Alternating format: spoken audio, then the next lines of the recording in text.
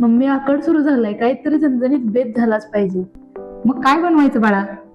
झणझणीत तांबडा पांढरा रस्सा, खरडा चिकन व मस्त रबरबीत मटण करूया की. अहो यांचा बेत ठरतो, पण आम्हा महिलांना कांदा चिरा, खोबऱ्याचं वाटण करा, नारळासाठी वेगळं दूध काढा, खरडा चिकन साठी वेगळा मसाला बनवा.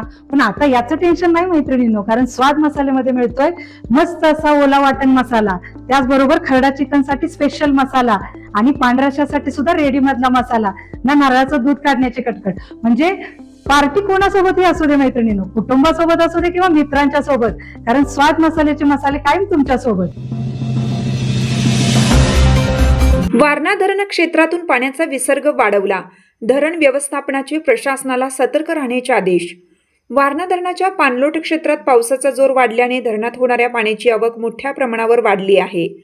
धरणाची पाणी पातळी नियमावलीनुसार नियंत्रित ठेवण्यासाठी आज 28 जुलै रोजी सायंकाळी 5:30 वाजता धरणातून वारणा नदीपात्रात एकूण 6,900 क्युसेस पाण्याचा विसर्ग सुरू करण्यात आला आहे.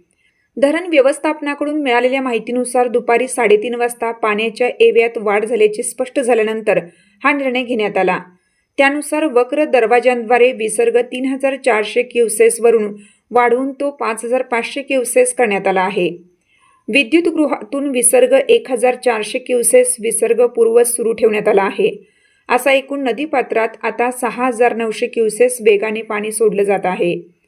पाणलोट क्षेत्रात सतत पाऊस सुरू राहिल्यास किंवा पाण्याची आवक अशीच वाढत राहिल्यास परिस्थितीनुसार नदीपात्रातील विसर्गात टप्प्याटप्प्याने आणखीन वाढ केली जाईल, असे धरण प्रशासनाने स्पष्ट केलं आहे.